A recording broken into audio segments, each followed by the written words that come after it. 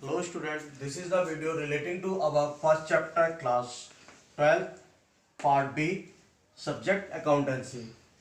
Chapter name है हमारा financial statement of A company. एक कंपनी के फाइनेंशियल स्टेटमेंट्स क्या है, ये हमारा चैप्टर नेम है। यहाँ पर हमारा फर्स्ट टॉपिक पॉइंट है। अब हम ये पार्ट बी का वीडियो बना रहे हैं। पार्ट बी में हमारा फर्स्ट चैप्टर का वीडियो बन रहा है, ठीक है। इसमें मेंशन है हमारा कि financial statement of A company के फाइनेंशियल स्टेटमेंट क्या है, ठीक है। तो यहाँ पर पहला हेडिंग पॉइंट है हमारा मीनिंग ऑफ फाइनेंशियल स्टेटमेंट, ठीक है। फाइनेंशियल स्टेटमेंट का क्या मीन्स होता है या फाइनेंशियल स्टेटमेंट एग्जैक्टली क्या है, इसके बारे में हम बात करेंगे अबाउट द फाइनेंशियल स्टेटमेंट। इसमें कह रहा है meaning of financial statement are the end product of the accounting process. Financial statement क्या है, एक हमारा स्टेटमेंट है वो और एक एंड प्रोडक्ट है किसके लिए, फॉर द अकाउंटिंग प्रोसेस। इस हमारा क्या होता है कि हम जब एक बिजनेस ऑर्गेनाइजेशन में इन्वॉल्व होते हैं तो उस कंडीशन में हम जब हम एक बिजनेस ऑर्गेनाइजेशन के अंदर इन्वॉल्व होते हैं तो जब बिजनेस ऑर्गेनाइजेशन के अंदर इन्वॉल्व होते हैं उस कंडीशन में हम क्या करते हैं, हमारा जो बिजनेस है वो एक पर्टिकुलर स्टेटमेंट तैयार करता है। जब हम बिजनेस सेटअप करते हैं तो हम कुछ अकाउंटिंग प्रोसेस से इन्वॉल्व होकर के एक पूरे साल में का प्रोसेस स्टेटमेंट हम तैयार करते हैं, ठीक है। तो वो जो स्टेटमेंट और प्रोसेस हमारा कंप्लीट होता है that's called the accounting process, ठीक है। अब अकाउंटिंग प्रोसेस में हम क्या क्या चीज़ें लेकर के चलते हैं, अकाउंटिंग प्रोसेस में जो हम लेकर के चलते हैं वो हमारी होती है, सबसे पहले हम जब इन्वॉल्व होते हैं इन द अकाउंटिंग प्रोसेस, उस कंडीशन में हमें सबसे पहले बनाना होता है हमारा कि सबसे पहले हम उसको ट्रांजेक्शन्स को मेंशन करते हैं इन अ रफ बुक। एक रफ बुक में उसको सारी ट्रांजेक्शन्स को मेंशन करते हैं। जब हमारी सारी transaction in rough book complete हो जाती है उसके बाद में हम क्या करते हैं, उन सारी ट्रांजेक्शन्स को पोस्ट करते हैं into the journal, one by one, step wise, date wise. हम सारे सिस्टम से और सीक्वेंस वे में हम उसको डेट वाइज मेंशन करते हैं इनटू द जर्नल में हम सारी चीज़ें मेंशन करने के बाद उसको हम फिर उसकी लेजरिंग करते हैं, ठीक है। लेजरिंग करने के बाद हम उसको कहाँ ट्रांसफर करते हैं, इनटू द क्या नाम है, ट्रायल बैलेंस से ट्रांसफर करने के बाद हम उसको ट्रेडिंग P&L और बैलेंस शीट जो कि हमारा फाइनेंशियल स्टेटमेंट कॉल करता है, ठीक है। जिसके बेसिस पर हम पता कर लेते हैं कि हमारा बिजनेस की फाइनेंशियल स्टेटमेंट क्या है या फाइनेंशियल पोजीशन एग्जैक्टली क्या है। तो इसको फाइंड आउट करने के लिए हमें क्या करना पड़ता है, स्टेप वाइज इन्वॉल्व होना पड़ता है। स्टेप वाइज जब हम इन्वॉल्व होते हैं और स्टेप वाइज हम इन सारी स्टेप्स को टेकन करते हैं, उस कंडीशन में सारी चीज़ें हमारी क्लियर होती चली जाती हैं कि वन बाय वन हमारा ट्रेडिंग जर्नल क्या है, लेजर क्या है, ट्रायल बैलेंस, उसके बाद ट्रेडिंग P&L और balance sheet. At the end of year हमें एक पर्टिकुलर स्टेटमेंट फाइनलाइज होकर के मिल जाता है। उस पर्टिकुलर स्टेटमेंट में ये क्लियर होता है कि हमारी ड्यूरिंग द ईयर हमारी कितनी कैपिटल इन्वेस्टमेंट हुई, क्या हमारी एसेट्स हैं, क्या हमारी लायबिलिटीज हैं, कितना हमने ग्रॉस प्रॉफिट अर्न किया, कितना हमने नेट प्रॉफिट अर्न किया, या क्या हमारी क्या नाम है, हमें कितना पेमेंट करना है, कितना हमने किसी से, कितने हमारे डेटा से, कितने हमारे क्रेडिटर्स हैं। ये सारी इंफॉर्मेशन फ्रॉम हमें अवेलेबल अरेंज हो जाती है from the financial statement of the companies, ठीक है। या फाइनेंशियल स्टेटमेंट से हमें सारी चीज़ें क्लियर हो जाती है। तो यहाँ पर कहने का मीन्स क्या है कि फाइनेंशियल स्टेटमेंट एक इन शॉर्ट अगर हम कहें तो फाइनेंशियल स्टेटमेंट हमारा वो समराइज क्या नाम है स्टेटमेंट है जिसके बेसिस पर हम अपने बिजनेस की फाइनेंशियल पोजीशन को शॉर्टली फाइंड आउट कर सकते हैं कि हमारे बिजनेस की एग्जैक्टली फाइनेंशियल पोजीशन क्या है, हमारा प्रॉफिट में जा रहा है, लॉस में जा रहा है, गेन कर रहा है, या हमारी लायबिलिटीज कितनी, हमारी एसेट्स कितनी, ये सारी चीज़ें हमारी पता चल जाती हैं, ठीक है। ये हमारा बन जाता है फाइनेंशियल स्टेटमेंट। इसको हम इन शॉर्ट में कहेंगे फाइनेंशियल स्टेटमेंट, ठीक है। अब इसमें कह रहा है एज पर द सेक्शन 2 और subsection 40 of the companies act 2013 हमारा जो फाइनेंशियल स्टेटमेंट है किसके बेसिस पर, एज पर द सेक्शन 2 और subsection 40 of the companies act 2013 जो हमारे फाइनेंशियल स्टेटमेंट डिफाइन किए जाते हैं वो किस एक्ट के तहत डिफाइन किया जाए, 2013 किसके, कंपनीज एक्ट के तहत, ठीक है। कंपनीज एक्ट के तहत हम उसको डिफाइन करते हैं फाइनेंशियल स्टेटमेंट को। अब इसमें हमें क्या क्या चीज़ें तैयार करनी होती है, क्या क्या चीज़ें हमारी क्लियर होती है। इसमें हमारा कह रहा है the financial statement is the relation of the companies including the following. पहला पॉइंट हमारा as a balance sheet at the end of the financial year. एक बैलेंस शीट तैयार करते हैं हम at the end of financial year. उसके बाद में हम ट्रेडिंग P&L बनाते हैं, ठीक है। पहला हमारा सबसे पहले ट्रेडिंग P&L आता है, ट्रेडिंग अकाउंट बनेगा, उसके बाद P&L अकाउंट बनेगा, फिर हमारी बैलेंस शीट बनेगी। इन सारी चीजों के बेसिस पे पहले सबसे पहले हमने ट्रेडिंग बनाया, ट्रेडिंग से हमारा ग्रॉस प्रॉफिट और ग्रॉस नेट प्रॉफिट क्लियर हो जाता है। उसके बाद हम पीएनएल बनाएंगे, पीएनएल से हमारे नेट प्रॉफिट और नेट लॉस क्लियर हो जाएगा। उसके बाद में इस प्रॉफिट को, नेट प्रॉफिट को ट्रांसफर कर देंगे टू द बैलेंस शीट। जब बैलेंस शीट से हमारी फाइनेंशियल स्टेटमेंट क्लियर हो जाएगी, इससे हमें पता चल जाएगा हमारे बिजनेस की एसेट्स कितनी है, लायबिलिटीज कितनी है, कितना प्रॉफिट हुआ, कितना लॉस हुआ, ये सारी चीजें हमें इससे पता चल जाती हैं। इसके बाद में हम इसमें तैयार करते हैं cash flow statement for the financial year. Financial year के लिए कैश फ्लो स्टेटमेंट भी हम तैयार करते हैं, ठीक है। Statement of the charging in equities if applicable, ठीक है, अगर कोई भी है तो। ये कहने का मीन्स क्या है कि जो हमारे मेनली जो फाइनेंशियल स्टेटमेंट का मीन्स क्या है, फाइनेंशियल स्टेटमेंट सिंपल सा कि हम ट्रेडिंग पीएनएल बैलेंस शीट के बेसिस पर हम अपने बिजनेस की फाइनेंशियल पोजीशन को फाइंड आउट कर लेते हैं कि हमारा बिजनेस प्रॉफिट में जा रहा है, लॉस में जा रहा है, क्या अर्निंग कर रहा है, क्या लॉस हो रहा है, कौन सी कितनी हमारी एसेट्स है, कितनी हमारी लायबिलिटीज है, on the basis of financial statement. Clear है। अब हम बात करते हैं अबाउट द नेचर ऑफ क्या नाम है financial statement. Nature of financial statement में पहला पॉइंट है हमारा इसमें records of recorded facts. Recorded facts का मीन्स क्या है, the terms recorded facts means that the data use for the preparing financial statement are drawn from the accounting records. मतलब कि जितना भी data for the preparing of the financial statement, जो भी हमने फाइनेंशियल स्टेटमेंट तैयार किए हैं, उन फाइनेंशियल स्टेटमेंट को हमने जो भी डाटा लिया है वो कहाँ से लिया है, फ्रॉम द अकाउंटिंग्स। जो भी हमारे अकाउंटिंग रिकॉर्ड्स थे, अकाउंटिंग रिकॉर्ड कौन से थे हमारे, general ledger, trial balance, trading PNL, then balance sheet. ये हमारे जनरल लेजर, ट्रायल बैलेंस, ये सारे हमारे क्या है, अकाउंटिंग रिकॉर्ड्स हैं, ठीक है। उसके बेसिस पर ही हमारी कंपनी की फाइनेंशियल स्टेटमेंट क्लियर होती है। तो हम उसके बेसिस पर जो भी फैक्ट है उसमें वो फैक्ट को लेकर के चलेंगे, ठीक है।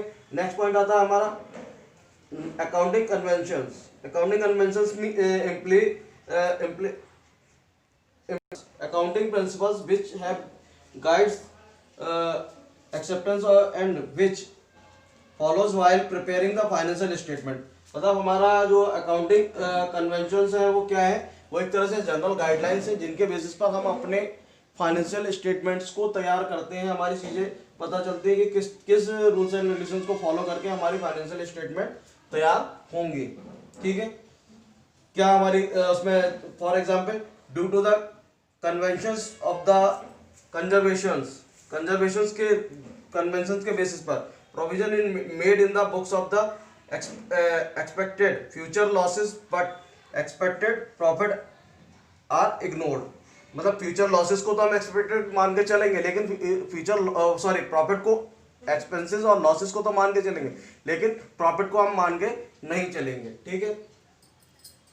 Personal judgement next topic point आ रहा है हमारा in nature of the financial statement. Personal judgement, even though certain accounting conventions are following while preparing the financial statement, still personal judgements of the accountant plays drives role of the accounting. मतलब एक important role of accounting, जो भी accountant वगैरह होते हैं उनका personal judgement कहीं ना कहीं इंपॉर्टेंट रोल प्ले करता है फॉर द अकाउंटिंग, ठीक है। For example the accountant has to decide whether the assets of is to be depreciated on straight line method, written down value method और some other methods. जो भी हमारी business की assets वगैरह है वो हमारी एसेट्स किस मेथड से फॉलो की जा रही है, उनको किस मेथड से चार्ज किया जा रहा है, ठीक है। ये उसके बेसिस पर क्लियर हो जाएगा। ये तो हो गया हमारे क्या नाम है नेचर्स ऑफ अकाउंटिंग। अब हम बात करते हैं about the objectives of accounting. Accounting के ऑब्जेक्टिव्स क्या हैं एग्जैक्टली हमारे बिजनेस में, अकाउंट्स में, इसमें फाइनेंशियल स्टेटमेंट प्रिपेयर करने के लिए ऑफ द कंपनीज अकाउंटिंग के क्या ऑब्जेक्टिव्स हैं। तो पहला ऑब्जेक्टिव्स इसमें क्या कह रहा है, the primary objectives of financial statement is to assess the users in the decision making, the specific objectives including the following। मतलब हर जब हम क्या नाम फाइनेंशियल स्टेटमेंट तैयार करते हैं, जो भी हमारे फाइनेंशियल स्टेटमेंट तैयार किए जाएंगे वो फाइनेंशियल स्टेटमेंट्स हमें क्या करेंगे, कहीं ना कहीं हेल्प करेंगे एक बिजनेसमैन को, एक क्या नाम है, अकाउंटेंट को, कि वो किस तरह से चीजों में डिसीजन लेगा। अगर उनके पास में एग्जैक्टली फाइनेंशियल स्टेटमेंट है तो वो फाइनेंशियल स्टेटमेंट के बेसिस पर सारी चीजों के डिसीजंस प्रॉपरली ले सकता है। अगर उसके पास में फाइनेंशियल स्टेटमेंट प्रॉपरली नहीं है, जैसे trading P&L, balance sheet, general ledger, trial balance, ये सारी चीजें नहीं है, तो उसको एग्जैक्टली बिजनेस की फाइनेंशियल पोजीशन पता नहीं होगी। जब बिजनेस की एग्जैक्टली फाइनेंशियल पोजीशन पता नहीं होगी तो वो उस कंडीशन में जाकर के उनको डिसीजंस नहीं ले सकता जिस तरह से डिसीजंस उसको रिक्वायर्ड है किसी भी फॉर्म में लेने के लिए। क्यों, जब उसके पास में पार्टिकुलर इन्फॉर्मेशन होगी अबाउट द बिजनेस, तो वो इजीली सारी चीजों के बारे में डिसीजंस ले सकता है कि हमारी बिजनेस की एसेट्स क्या है, लायबिलिटीज क्या है, कितना फंड रिक्वायर्ड है, क्या चीजें हमें करनी, क्या नहीं करना, ये सारी चीजें इजीली क्लियर हो सकती हैं। तो इसलिए इसमें पहला पॉइंट हमारा इसका कि डिसीजन मेकिंग में हमें हेल्प करता है। ठीक है, नेक्स्ट हमारा इसमें कह रहा है to providing information about the economic resources and obligations of the business. यहाँ पर कहीं ना कहीं जब हम फाइनेंशियल स्टेटमेंट में ओवरऑल इन्वॉल्व होते हैं, trading P&L, general ledger, trial balance, इन सारी चीजों में इन्वॉल्व होते हैं, तो ये कहीं ना कहीं हमारी इकोनॉमिक पोजीशन को भी पॉइंट आउट करके बताता है कि एग्जैक्टली इकोनॉमिक पोजीशन क्या है हमारी। ठीक है, नेक्स्ट कह रहा है to provide the information about the earning capacity of the business, कि एक बिजनेस ऑर्गेनाइजेशन की क्या अर्निंग कैपेसिटी है, इसके बारे में भी हमें क्लियर करता है कि एक बिजनेस ऑर्गेनाइजेशन की अर्निंग कैपेसिटी क्या है, तो इसके बारे में भी हमें ये डिफाइन करेगा। ठीक है, नेक्स्ट पॉइंट आता है हमारा इसमें to provide the information about the cash flow. हमारे बिजनेस में कैश फ्लो पोजीशन क्या है बिजनेस की, कैश इनफ्लो हो रहा है, कैश आउटफ्लो हो रहा है, कितना इनफ्लो हो रहा है, कितना आउटफ्लो हो रहा है, ये सारी चीजें भी हमें इसी से पता चलती हैं। कि ये हमें ये भी क्लियर करके बताता है कि हमारे बिजनेस में कैश इनफ्लो हो रहा है, कैश आउटफ्लो हो रहा है, कितना कैश इनफ्लो हो रहा है, कितना कैश आउटफ्लो हो रहा है, बिजनेस की एग्जैक्टली फाइनेंशियल पोजीशन क्या है, क्या नहीं है, ये सारी चीजों के बारे में ये हमें पूरा डिफाइन करता है। क्लियर है, ये सारी चीजें भी हमें बताता है। उसके बाद में कह रहा है टू जज इफेक्टिवनेस ऑफ द मैनेजमेंट, ये भी क्लियर हो जाता है इस जब हमारे बिजनेस की exact financial position, accurate position हमें पता चल जाती है, तो उससे ये भी पता चल जाता है कि हमारा बिजनेस का जो मैनेजमेंट है वो बिजनेस का मैनेजमेंट प्रॉपर है या नहीं है, बिजनेस हमारा जो मैनेज किया गया वो प्रॉपरली मैनेज किया गया या नहीं किया गया, या उसकी एग्जैक्टली क्या पोजीशन और क्या कंडीशन है। ठीक है, इसके बारे में भी हमें पता चल जाता है। उसके बाद में कह रहा है नेक्स्ट पॉइंट कह रहा है to provide information about the activities of the business affecting the society. इससे ये भी पता चल जाता है कि जो हमारी बिजनेस की एक्टिविटीज हैं वो बिजनेस की एक्टिविटीज हमारी सोसाइटी पर क्या इफेक्ट कर रही हैं, सोसाइटी को किस तरह से इफेक्टेड कर रही हैं, इसके बारे में भी ये सारी चीजें क्लियर हो जाती हैं इससे with the financial statement of the companies. ठीक है, नेक्स्ट पॉइंट कर रहा है to disclose the accounting policies. इससे ये भी पता चल जाता है कि बिजनेस की एग्जैक्टली अकाउंटिंग पॉलिसीज क्या हैं, किस तरह से बिजनेस की अकाउंटिंग पॉलिसीज को फॉलो किया जा रहा है, तो ये सारी चीजों के बारे में हमें इससे पता चल जाता है। नेक्स्ट पॉइंट आता है, टॉपिक आता है हमारा financial statement of A companies. एक कंपनी के फाइनेंशियल स्टेटमेंट्स क्या होते हैं और उनके बारे में हमें किस तरह से वो पता चलता है। इसमें कह रहा है the terms financial statement includes two basic financial statement namely statement of profit and loss account and second one balance sheet.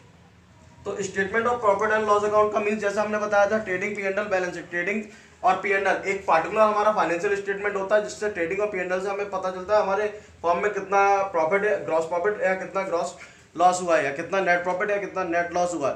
Through the statement of profit and loss ये हमें पता चल जाता है हमारे फॉर्म की, हमारे बिजनेस की नेट प्रॉफिट और नेट लॉस के बारे में क्लियर हो जाता है। ठीक है, नेक्स्ट पॉइंट आता है हमारा statement of balance sheet. Balance sheet क्या है, बैलेंस शीट से हमारी जैसे मैंने बताया था ऊपर भी कि हमारा जो फाइनेंशियल स्टेटमेंट ऑफ कंपनीज होता है, जो फाइनेंशियल स्टेटमेंट ऑफ कंपनीज उस कंडीशन में हमें उसके बैलेंस शीट से हमें पता चल जाता है कि कितनी हमारी एसेट्स हैं, कितनी हमारी लायबिलिटीज है, कौन हमारे डेटर्स है, कौन हमारे क्रेडिटर्स है, कितना हमने लोन टेकन किया है, कितनी हमारी इंटरनल लायबिलिटीज है, कितनी हमारी एक्सटर्नल लायबिलिटीज है, किसको हमने कितना पेमेंट देना है, किससे कितना पेमेंट लेना है, ये सारी चीजें हमें पता चल जाती है through the financial statement of the companies. इसमें आगे कह रहा है according to the section 129 of the companies act 2013 it is mandatory for the companies to prepare the financial statement every year and the same must be approved by the